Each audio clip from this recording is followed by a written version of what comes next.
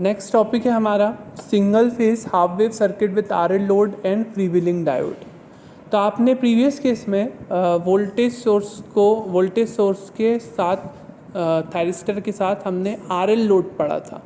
अब इसमें हम एक चेंज बस क्या कर रहे हैं आपको दिख रहा है, that is freewheeling diode. Why it is called freewheeling या हम आगे चर्चा करेंगे। आरएल लोड के साथ हमने यहाँ पर एक एडिशनल डिवाइस यूज़ की है, वो है फ्रीव्हीलिंग डायोड। तो इससे चेंजेस क्या आएंगे हम वो देखते हैं। जैसा कि आपको मालूम है साइनसॉइडल वोल्टेज में यहाँ पर आपको एक ही सिंगल थायरिस्टर आप यूज़ कर रहे हैं, तो इसको जब पॉजिटिव हाफ साइकिल में गेट पल्स दी जाएगी तभी एससीआर क्या होगा, टर्न ऑन होगा। तो इस पॉइंट पे और इस पॉइंट पे हमने क्या ले लिया, ये है अल्फ़ा, ये पॉइंट हमारा क्या है अल्फ़ा। इस पॉइंट पे हमने एससीआर को क्या किया, ट्रिगर किया। अब इसके बाद ये जो रिवर्स साइकिल है, रिवर्स साइकिल में ये क्या हो जाएगा, रिवर्स बायस। तो ये रिवर्स बायस होगा, इसके कारण से रिवर्स साइकिल में इसको टर्न ऑन नहीं किया जा सकता गेट पल्स देकर। यहाँ पे आपने प्रीवियस केस में थायरिस्टर करंट हो या सोर्स करंट हो या लोड करंट हो, ये जब फ्लो होगा सर्किट में करंट तो सभी की वैल्यू एक होती थी, परंतु यहाँ पर अब ऐसा नहीं है।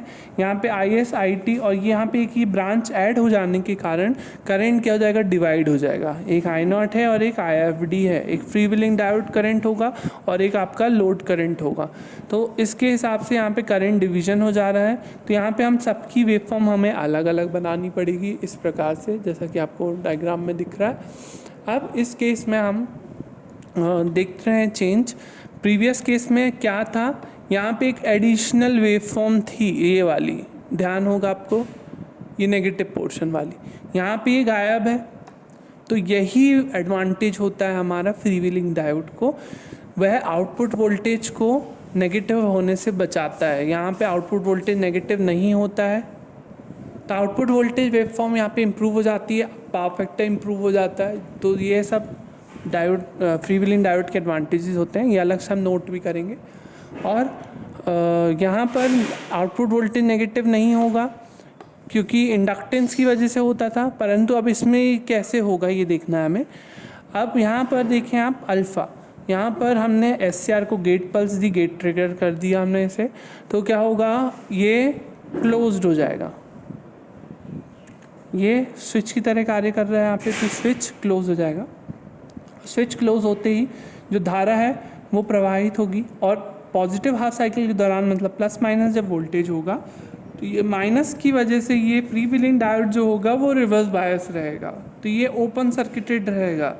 जब ये T ऑन रहेगा तो ये ओपन सर्किटेड रहेगा, और ये कब होगा, पॉजिटिव हाफ साइकिल के दौरान। तो जनरली उस स्थिति में जो करंट फ्लो होगा IS IT I0 वो जनरली सेम होगा इस कंडीशन में पॉजिटिव हाफ साइकिल के दौरान। और जैसे ही T को ऑन किया इस पॉइंट पर, तो जो V0 की वैल्यू है वो किसके बराबर हो जाती है, VS के बराबर। तो V0 की वैल्यू जो है वो VS के बराबर हो जाएगी। और इस पॉइंट के बाद जब SCR जो है रिवर्स बायस होगा, तो लेकिन यहाँ पर सिंपल R लोड नहीं है, यहाँ पे हमारा इंडक्टेंस भी है। इंडक्टेंस की जो एनर्जी है वो रिलीज़ करेगा वो, तो इस दौरान वो इसके क्रॉस जो वोल्टेज पोलैरिटी है वो क्या हो जाएगी, चेंज हो जाएगी। पहले थी प्लस माइनस, जब T ऑन था तब प्लस माइनस थी, है ना। और जैसे ही ये रिवर्स बायस होगा, तो रिवर्स बायस होगा तो SCR क्या हो जाएगा, रिवर्स बायस। कब, जब ये नेगेटिव हाफ साइकिल आएगी, तो ये रिवर्स बायस जैसे ही होगा तो फॉरवर्ड बायस कौन हो जाएगा, फ्रीव्हीलिंग डायोड, और ये हो जाएगा क्लोज। अब वो कैसे होगा फ्रीव्हीलिंग डायोड फॉरवर्ड बायस, वो इस प्रकार से कि जैसे ही ये SCR रिवर्स बायस हुआ, ओपन हुआ, तो इंडक्टेंस के अक्रॉस जो वोल्टेज पोलैरिटी है वो चेंज हो जाएगी, वो हो जाएगी माइनस प्लस। तो ये माइनस प्लस वोल्टेज पोलैरिटी की वजह से फ्रीव्हीलिंग डायोड क्या हो जाएगा, फॉरवर्ड बायस। तो ये फॉरवर्ड बायस हो गया। तो फॉरवर्ड बायस जैसे ही होगा तो अब जो करंट I0 जो VS से होकर T से होते हुए लोड तरफ आ रहा था, अब वही I0 किसके थ्रू फ्रीव्हील होगा, फ्रीव्हीलिंग डायोड, इसके थ्रू फ्रीव्हील होगा। और जब तक इसकी वैल्यू रिड्यूस होगी अब इसमें आई नॉट की वेव फॉर्म आप देख रहे हैं, जब तक इसकी वैल्यू रिड्यूस होती है उसके पहले ही पॉजिटिव हाफ साइकिल आ जाती है और वापस से SCR क्या हो जाता है, ऑन हो जाता है। तो इस कारण से रिडक्शन के बाद फिर इंक्रीज़ हो जाएगा, फिर रिडक्शन, फिर इंक्रीज। तो ये दो वैल्यूज़ हमने लिए हैं, इसकी पीक वैल्यू ली है आई नॉट, इसकी पीक वैल्यू ली है आई नॉट 1। ये ऐसी वेव फॉर्म क्यों आती है? आप ट्रांजिएंट वेव फॉर्म, आपके मन में डाउट आ सकता है कि हमने से यहाँ से स्टार्ट क्यों नहीं किया। आप यहाँ से आप उसको बेशक स्टार्ट कर सकते हैं, वो आपकी ट्रांजिएंट वेव फॉर्म होगी, परंतु हम जो वेव फॉर्म बनाते हैं वो स्टडी स्टेट के बेसिस पे बनाते हैं, ट्रांजिएंट वेव फॉर्म नहीं बनाते। तो यहाँ पे जो हम बना रहे हैं वेव फॉर्म, ये आपकी स्टडी स्टेट वेव फॉर्म है। तो यहाँ पे हमने इसलिए यहाँ से स्टार्ट नहीं किया, आगे के पैटर्न को देख के हमने पीछे का पैटर्न बनाया है। तो इस पॉइंट से जब इनिशियली इस तरीके से राइज होगी वैल्यू, तो ये धीरे धीरे इसलिए होती है क्योंकि ये इंडक्टेंस है लोड में, तो करंट जो है वो सडन चेंज अलाउ नहीं करता इंडक्टेंस।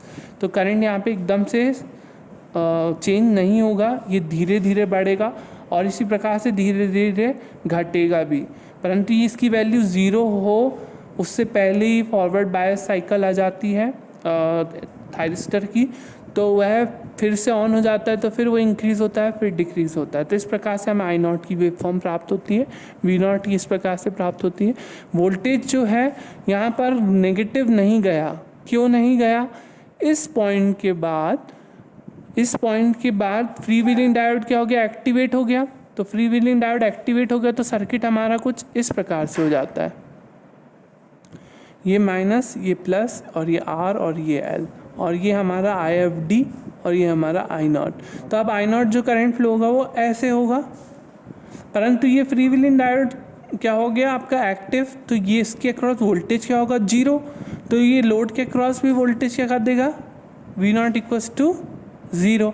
तो इस पॉइंट के बाद फ्री व्हीलिंग डायोड जो पीरियड हमारा चलेगा उस दौरान वोल्टेज की वैल्यू क्या रहेगी, आउटपुट वोल्टेज की वैल्यू 0, क्योंकि ये इसके साथ पैरेलल में जुड़ा हुआ है। तो ये वैल्यू हमारी V नॉट की यहाँ पे 0 रहती है। प्रीवियस केस में RL लोड में ये वैल्यू नेगेटिव हो जा रही थी क्योंकि करंट कैरी कौन कर रहा था, फ्रॉम सोर्स टू थायरिस्टर, इस तरीके से, इसलिए ये वैल्यू नेगेटिव हुई थी। परंतु इस केस में यह नहीं होता। अब इसके कारण जो ITIS है और IFD की वेव फॉर्म है वो अलग अलग बनेगी। अब मुझे बताइए ITIS करंट कब फ्लो होगा? ITIS करंट जब फ्लो होगा जब थायरिस्टर ऑन होगा, है ना। तो जब थायरिस्टर ऑन होगा तो ITIS किसके बराबर होगा, I नॉट के बराबर। I नॉट क्या है हमारा, ये है, तो ITIS की वैल्यू भी क्या होगी, ये होगी, ठीक है ना। तो ITIS I नॉट के बराबर होगा इस दौरान जब हमारा T ऑन है। तो जब हमारा T ऑन है तो ITIS इसके बराबर होगा, और जब हमारा T ऑफ हो जाएगा तो यही करंट I नॉट जो है वो किसके बराबर होगा, IFD के। तो IFD जो I नॉट के बराबर होगा, तो IFD को हमने बना दिए। तो IFD कहाँ का आएगा, ये वाले पार्ट में जहाँ जहाँ फ्री व्हीलिंग डायोड एक्टिवेट है वहाँ आपकी IFD की वेव फॉर्म आएगी। तो इस प्रकार से आपने देख लिया फ्री व्हीलिंग डायोड की वेव फॉर्म हमें इस प्रकार से प्राप्त होती है। और VT voltage across thyristor, voltage across thyristor simple है, आपको मैंने बताया जहाँ जहाँ आपको V नॉट नहीं है वहाँ वहाँ आपको VT बनाना है। कहने का मतलब यही है, जब SCR ऑफ होता है तभी उसके अक्रॉस वोल्टेज ड्रॉप होता है, और जब वह ऑन होता है तो उसके अक्रॉस वोल्टेज की वैल्यू 0 हो जाती है। तो इस केस में वोल्टेज की वैल्यू 0 हो जाती है जब वो ऑन रहता है। तो आप देख रहे हैं सिर्फ वो पार्ट दिखता है हमें, ये वाला पार्ट, फिर ये वाला पार्ट, फिर उसके बाद फिर 0, फिर ये वाला पार्ट, क्योंकि ये वाला पार्ट हमें कहाँ दिख जाता है, V नॉट के पास।